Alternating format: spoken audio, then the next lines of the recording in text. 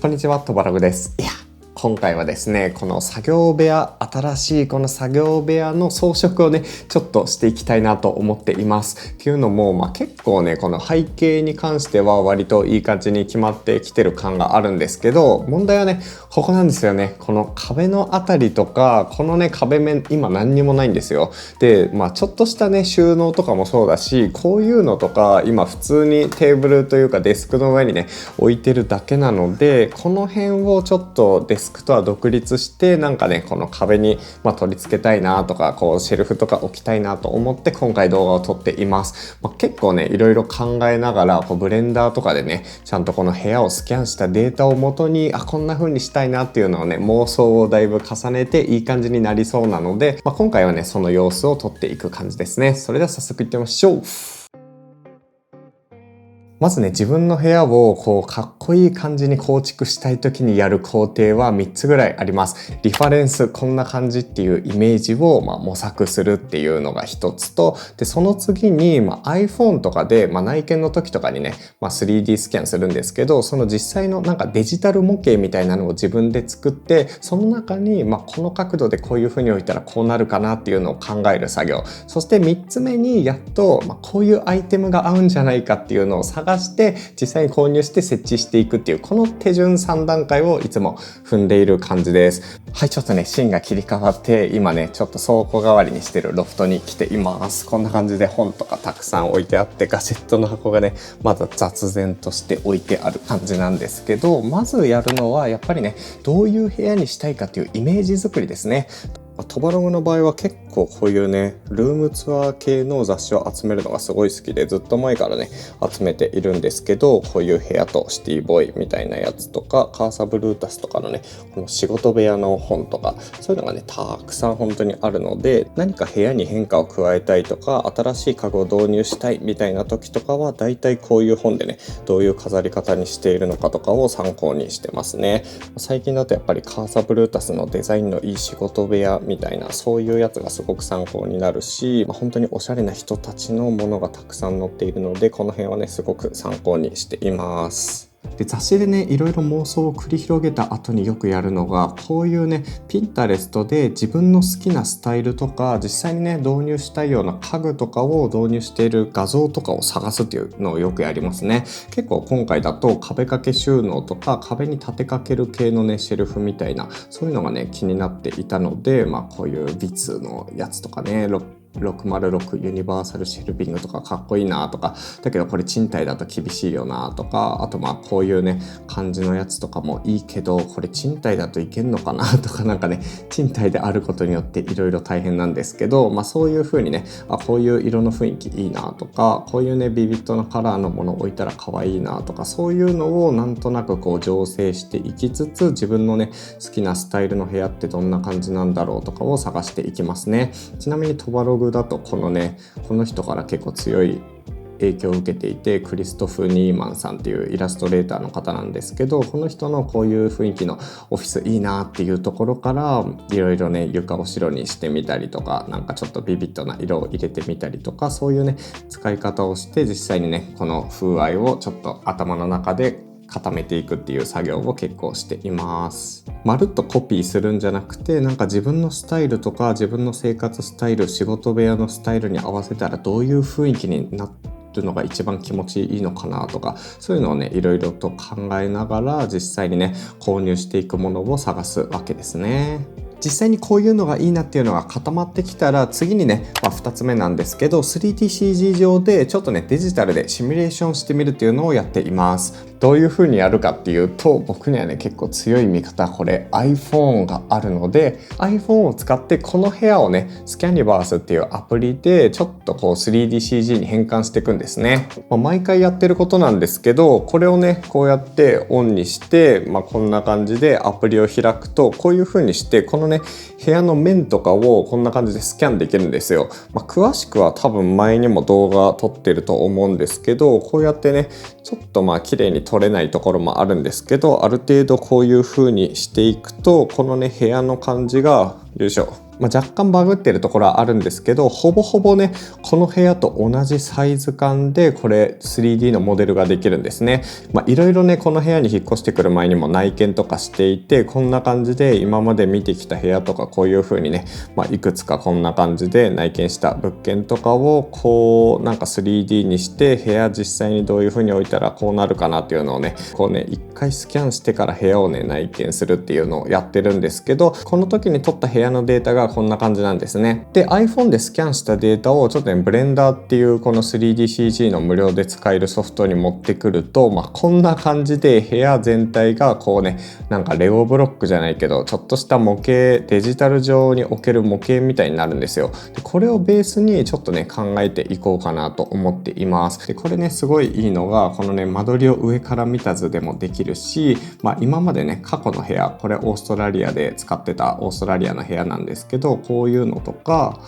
あと東京の前に住んでたオフィスの部屋もこんな感じでイメージがね本当に実寸サイズでわかるので、こういうところとかをまとめてこの部屋にしたらこの広さなんだなとかが分かったりするのが結構ねいいですね。歴代のミニチュアみたいなのがこういう風にね載せることができます。でここからは3つ目なんですけど、実際にデジタル上で作った部屋の中で、どういう風に家具を設置すればいいのか、頭の中にあるイメージを実際にね置き換えるとするとどういう雰囲気になるのかっていうのをやっていきます。簡単になんですけど、デスクがこのサイズなのでデスクをね例えばここに置くと、こういうスタイルの構図になるんですよ。トバログがね普段動画を撮っているスタイルと本当にまんま一緒ですよね。でこれに対して例えば後ろに壁掛け収納とかを足すと、こんな感じになるんですよね。でこれを例えば最初こういう風なスタイルのシェルフを2個置いてこのね背景になじませたらいいんじゃないかっていうのを思ってたんですけど、実際にね上から見ると結構幅を取るんですね。トバログのサイズが本当にこのぐらいなので、自分のねなんか椅子で移動できるスペース全然なくなるなとか思いながら、これはちょっと壁を圧迫しすぎるから難しいかなっていうのを考えたりとか、あとはこういう低い感じの棚とか置いたらどんな感じになるんだろうとかをね考えながらやっているわけです。でやっぱりこの撮影してる時こっち側の壁のあたりがちょっと寂しい感じになるから、無印良品みたいな壁掛け収納とか置いたらどんな感じになるんだろうみたいなので、こういう感じでちょっとね壁掛け風を検討していくわけですね。で実際にいろいろ調べてみると山崎実業のこのシリーズがいいぞってなって、山崎実業のやつで実際に棚を組んだらどんな感じになるのかっていうのを、今のところこのブレンダーの中でシミュレーションしていって、最適解を見つけていくわけです。で実際にこれを2個だけでいいのかとか3つあった方が可愛いのかとか、このね部屋の逆から見た時の雰囲気とかも考えながら、この辺ちょっと寂しいからシェルフ置きたいなとか、こういうねバランス感覚どんな感じなんだろうっていうのをこうやってね見ていくわけですね。こういう感じでちょっとここまでやるのは難しいと思うんですけど、 iPad とかでね絵を描いて、その上にこのApple Pencil とかでこれをねイメージした場所をこう手書きしていくとか、そういうのでもね良さそうな気はします。はい、というわけでいろいろ探しながらも最終的にたどり着いたのはこの2つのアイテムですね。まず1つ目がこのウォールマウンテッドタブレットシェルフっていうやつですね。これは1個60センチぐらいの幅で結構ね短めなので3つ購入しています。一番下の段にこういう風にね本とか絵とか、そういうのをね飾ろうと思っていて、こう滑り落ちない形状がいいなと思って探したらこちらが一番フィットした感じですね。デジタル系をねかける予定はないんですけど、ここにねちゃんとケーブルを通す穴がついていて、このままねタブレットホルダーとかにもなるらしいです。この感じいいわ。でもう一つがこれ幅90センチのタイプのこういう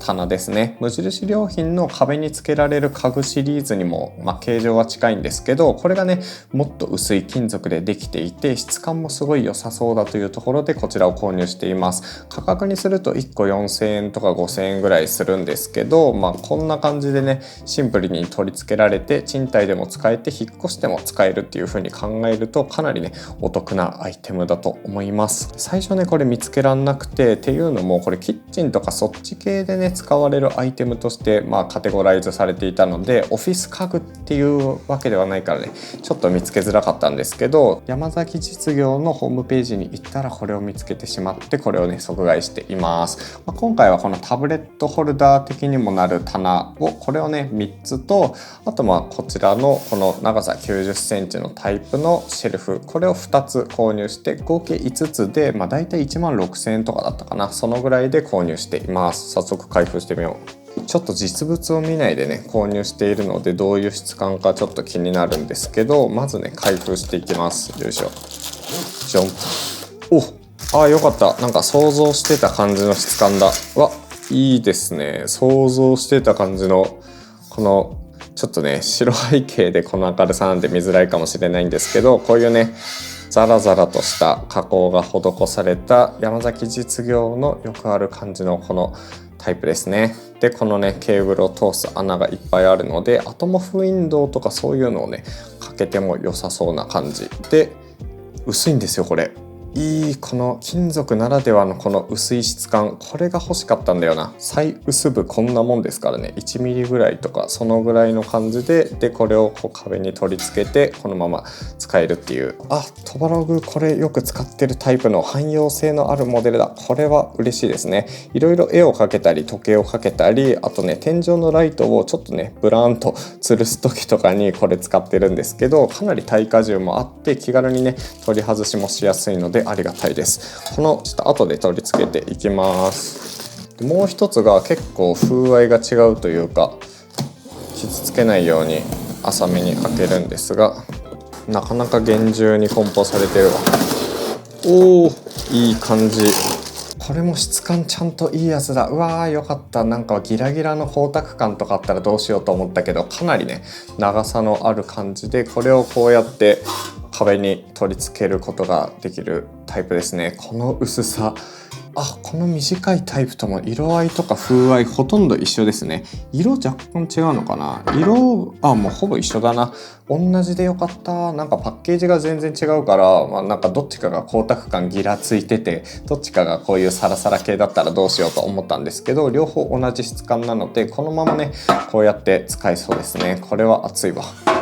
で中身には取り付けガイドが入っていました。実際にね開封してみたんですけど、ここからはねちょっとシミュレーションを参考にしつつ、実際に置いたらどうなるかっていうのをやりながらやっていきたいと思います。今ここに出ているこの画面自体がねトバログのこの絵作りの絵になるので、それをね参考にするのが一番良さそうですね。なのでこの画面を見ながらねこんな感じかなっていうのを見ていきます。このぐらいに1段目はね割と低めにしといて、こういう絵とか例えばこういう本とかそういうのはねこの辺に置いた時にどうなるかって感じですね。ちょっと圧が強いかな、この辺にあったら。こういうのとかこの辺に置いてあったら結構可愛い感じじゃないですか。なんかいい感じになりそうで、机の上はさっぱりしていると。もうね地味にこういうの取り付けた後の上側の位置がちょっとむずい感じはあるんですけど、こういうの置いて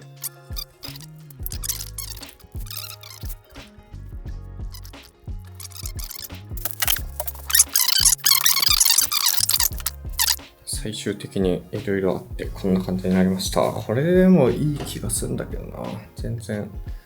これをちゃんとやれば綺麗な構図に仕上がりそうです。こいつを使ってどの高さで固定するのかをシミュレーション。やっぱ1メートルです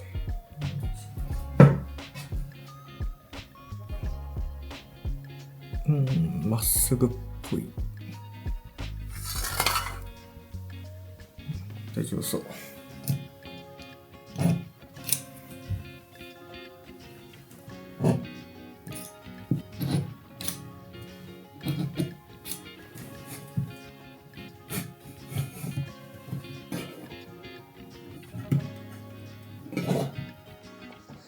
変じゃないよね。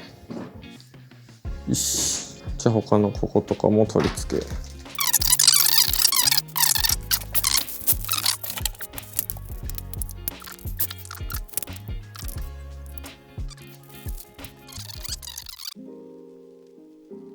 はい、というわけでこんな感じで棚が完成しました。想像以上にね時間がかかっちゃって、ちょっとね設置する場所とかのバランスを考えてたら本当に 2,3 時間平気でかかっちゃってたんですけど、こんな感じで綺麗に取り付けられています。いやーいいですね。なんか思ったよりもちゃんとねシミュレーション通りというか結構想像した通りの雰囲気になっていて最高です。若干ねバランスは実際変えているんですけどもこんな感じですね。ちょっと一番下から見ていくか。こんな感じ。一番下はねさっきも言った通りこのね配線ができる棚を3つこういう風に並べていてここをねこれ取り外すとよいしょ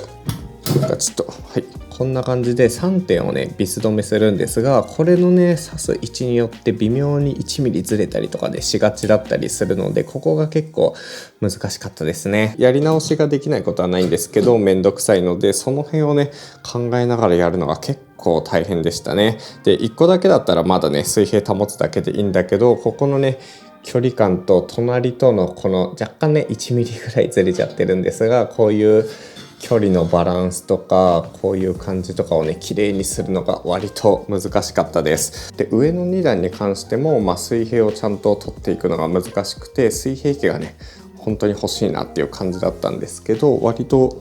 いいんじゃない？割とこうやって見てもねちゃんとバランスが取れている感じがしてすごく美しいです。いい感じ。いい。で実際ね今動画を普段撮っているメインカメラに戻ってきたんですけどメインカメラで見てもめっちゃ良くないですか？ちょっと段ボールとか汚いんですけどこんな感じでトボログがね普段こんにちはトボログですってここでやるところに対してここになんかちょっとしたねものとかが載っていて全ての段に載っているものがねちょっとずつ見えるっていうところが良さげ。これはいいわ。またこれね賃貸なので普通に取り外しもできるししかも耐荷重がそれぞれね結構あるんですよね。1個7キロとかだったかな7キロ制限ぐらいまでなんですけど結構軽めのねこういうアイテムとかだったら全然載せられるようになると思うのでその辺ちょっと彩っていくのが楽しみですね。というわけでここからはちょっとねここに物を置いていきたいと思います。最高。これとかはどの辺に置くか迷いますね。なんか色が可愛いからこの辺とかこっちでもいいのかな。こういう感じで写しても構図的にも可愛いんですがあまり高いところから落とすと怖い。